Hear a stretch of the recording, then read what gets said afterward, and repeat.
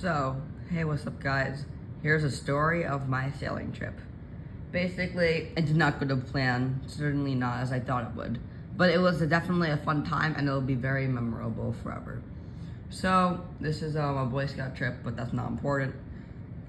So basically, we get on the boat first day. Everything's going good. We go snorkeling. Perfect. I got to see a sea turtle. That was so cool. Like one of those 4-foot sea turtles. I got to see some nurse sharks. All in all, a very good day. And then basically what happened is, nothing. The night went perfectly. I slept. That was when things started going wrong though. During the night. The first thing that went wrong, I found out my sleeping pad, because we're on a boat, there's not like pads or anything to sleep on. My sleeping pad had a hole in it. I don't know where it is, but it's microscopic. So basically I had to just deal with it. So like every 40 minutes it would deflate. So it wasn't like a big hole, obviously. It's not like it wouldn't blow up. So every 40 minutes it would deflate. So I just didn't get, that good of a sleep. And that just led to me having like back pain whenever I got back from the trip. Cassie, can you stop moving? I'm trying to film you, little boy. Okay, so, basically, so yeah, it's not like I could fix it. I mean, the only way I could have done anything is if I put it in the water, and, basically I would be able to see where the air bubbles were coming out of, but I didn't think of that at the time, so, didn't really work out too well. And then, so, that was that. It wasn't the biggest deal. It's not like, it wouldn't deflate all the way. It just, it wouldn't keep all its air, really, so it wasn't the worst. Then the second day came. We did some snorkeling. I saw, it was really fun. We didn't do any sailing yet, but even though we were on a sailboat pretty much, because they have an engine, so because, there's not always big wind, so it's not like a full-on sailboat. So, it's kind of a hybrid a bit. But basically, so the second day comes. The second day is also pretty just normal. Nothing really happens that much. But then again, the nighttime strikes, and that's when devastation rings. And it was kind of my fault, but it was unlikely. So there's like a ledge on the sides of the boat. There's like a little like 3-4 inch thing to like stop you from just like rolling overboard if you're sleeping on deck. It's like 4 inches, nothing big. And then there's like ropes above that, but 4 inches, right? And so I was sleeping on like in the cockpit, so there was like a bit elevated.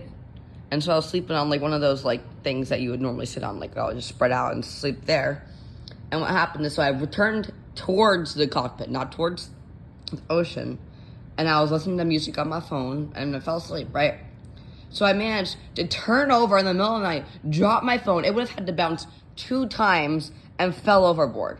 And this one little kid on the boat saw it all happen, and he probably could have saved it. So, but yeah, so I lost my phone that way.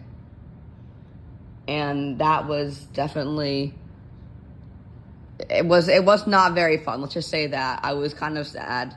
I mean, I was planning on getting a new phone pretty much for a while, which I'm recording off of right now. But yeah, so it kind of sucks, not gonna lie. It definitely, like when it happened, I couldn't play any Clash Royale, man. We have anchor watches, which brings me to another annoying thing that we have to do. Where, so, because we have to anchor for the night, so, we have to wake up at different intervals throughout the night to make sure we don't drift off by setting like a pin on the map. Pretty much, if we, go a certain amount of distance away from that pin, that means we've drifted off and we have to wake up the captain. Something that was wrong with the anchor. And so what happened is basically, so now we had to wake up from either 10 to 12, which was like the best shift, but, we alternated every night. And then we have 12 to 2, which is not the worst. I did that the first night with Gabe. Then we got 2 to 4 and 4 to 6. And those two things suck. 4 to 6 because that means you're waking up so early in the night or in the morning where it's like it ruins your day because you can't really go back to sleep. So you're going to be tired like once it gets even earlier, like 7 o'clock, you're really tired.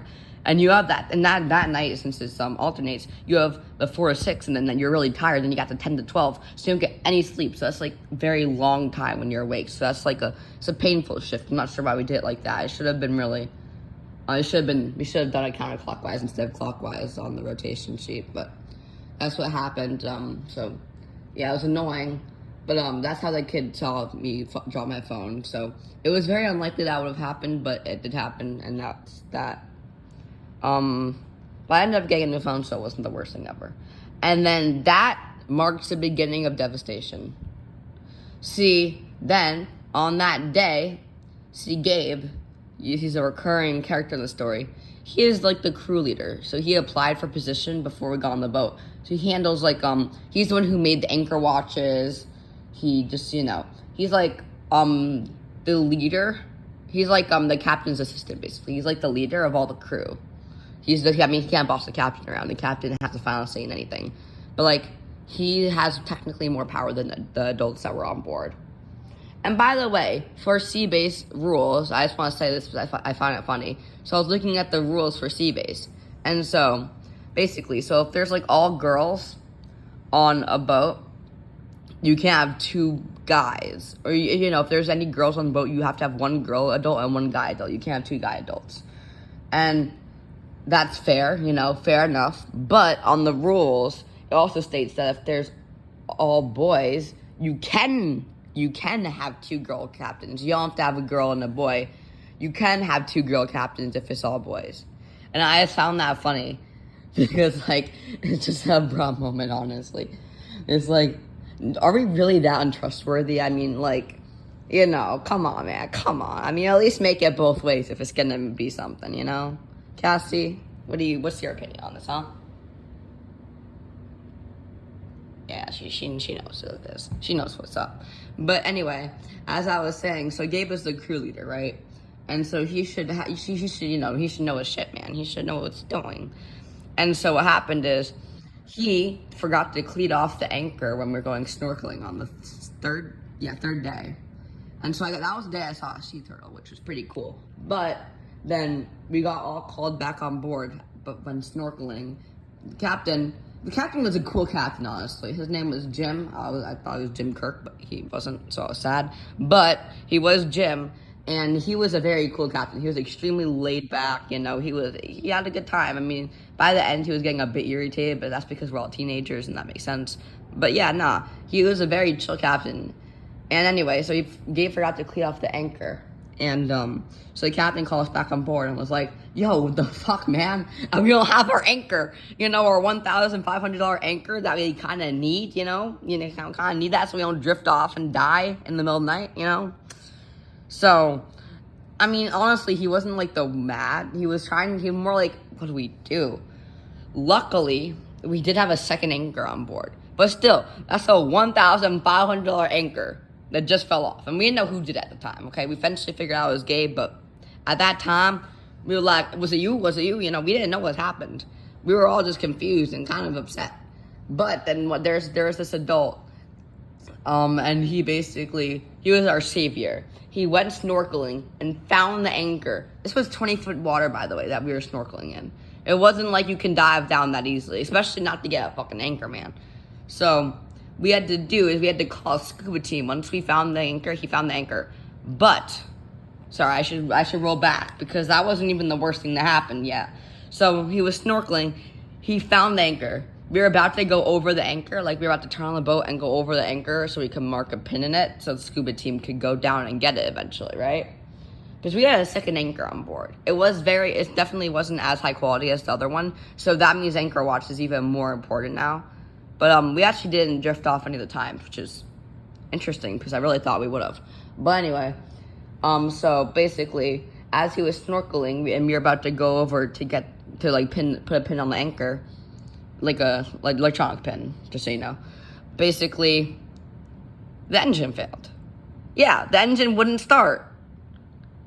I know, right? Just as we were about to put a pin in the anchor, the engine wouldn't start, and we started drifting away towards the lighthouse.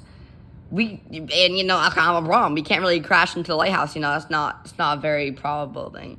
And so the captain was like he had to go downstairs, look at the engine. He was tightening screws, and the engine wasn't working, and it took a good amount of time. He had to call sea base and was trying to get someone on the phone. He was like, yo, we lost the anchor, our engine's not working. Jane lost his phone last night. I don't think he said that one, but that was also a big thing for me. But anyway, so everything that went wrong is just going wrong. And to top it all off, some people's clothes fell off the boat. I mean, that wasn't the biggest deal, but it happened, in that spectrum of time. Anyway, and so we were like, man, we need the anchor. We're drifting off towards lighthouse. Everything's just going wrong. But luckily, he was able to get the engine to work again. But definitely something was wrong with the engine. It was a 40-year-old boat. The engine was 2 years old though, so it should have worked. But the boat itself, 40 years old. So just like Alex, when my friend Alex, he went on like a St. Thomas cruise, which is like the same type of thing, but he had a newer boat pretty much. So it had like an automatic anchor, and we could have used that considering that we can't, actually cleat an anchor for some reason. And so basically, we got that engine working, we put a pin in the anchor, and we used the other anchor. And I'll just tell you, that was fine for us the trip. We didn't have any other problems with the anchor, luckily. I mean, there was one close call when someone forgot to clean it off, but this time we noticed before. I don't know who did that, though, that time, but we definitely had a close call. But luckily, everything was fine after that. Now, back to that day. So basically, the captain comes down after a bit because he's like, okay, we got everything. The scuba team's going to get that. We can use that anchor. The engine starts working again. We're kind of afraid it's going to turn off. So we didn't really turn the engine off at all. We just keep it on for like a good amount of time until we get closer to sea base. So if anything did happen, we would be able to get towed in pretty easily. But yeah, no. So the rest of the day went fine. We just played games. We played lots of word games. I had some dumb words. I was being a dumbass on that trip, honestly. I was talking way too fast and I was mispronouncing all of my fucking word. I call a dodo bird a doo-doo bird, and I had I'm not gonna say one because it wasn't as big of a deal, and I said satisfaction instead of satisfaction. So those are like two just dumb pronunciations that I don't even know. I don't think it was that big of a deal, but everyone on the boat did because that was their only form of like entertainment pretty much. I mean, we'd had our phones, but we didn't really use them that much. And by choice, honestly. I mean, I think we're some responsible teens. I mean, I don't know. But, yeah, so second day goes fine, honestly. Everything's going fine. But just so much shit just happened, and it's crazy. And then, so we fast forward to like midweek, right? And so this is the one time of the week where we can stop, right? Like we could dock, and we can basically we gotta have air conditioning because we can hook up to an AC power unit, and it's really nice. Yeah, it is nice. And so that's like a midweek stop. I don't remember exactly where we stopped, but it's somewhere in the Keys. This is where we were in the Keys the entire time, just so you know. Isla Mirada is where like sea base was located. And so yeah, that's where we were sailing. So it was really hot. We never had air conditioning at night. It wasn't like that it was just hot, but it was humid as fuck, man. It was so humid. I swear. During the day, it was crazy. You had to reapply sunscreen every like 5 seconds. It was definitely not an enjoyable experience. At nights though, it wasn't the worst, honestly. I mean, sometimes if you were like upstairs, like the breeze, it cooled you down. But basically, so tired of my story, huh, Cassie? Huh? Yeah, that's what I thought. So basically, we dock in. The docking process goes somewhat smoothly. It takes a bit, but it definitely wasn't that bad. And so when we dock, though, that's when the problem starts. See, this boat's 40 years old, right? So obviously, the place that we happen to dock has pretty shit power. Enough for most people, but, it's not like the best system. And it needs to be the best system because it's such an old boat that it needs good. So the AC wouldn't turn on. Yep, no AC. No breeze, might I add, because we're not in the ocean anymore. So there's no breeze. It's basically sleeping downstairs. So miserable. It would have been a miserable night. It would have been so it would have been awful. And it was so hot during the day, we thought we were gonna get air conditioning for one day. And there was just nothing. Finally, by some miracle, the captain, lifesaver, got the AC to work. But it was only in the captain's quarters. For some reason, our the room that we were gonna all sleep in, it wasn't working, the AC. It happened to be that two pipes were disconnected. I found that out, honestly. I was doing some of my digging on my own. I informed the captain, and then me and the captain, we worked together and we fixed it. And so then we got air conditioning. And that was the best night of sleep I had all week because no anchor watch since we were docked, and air conditioning downstairs on like a couch pretty much. Yo, I slept 9 hours at night.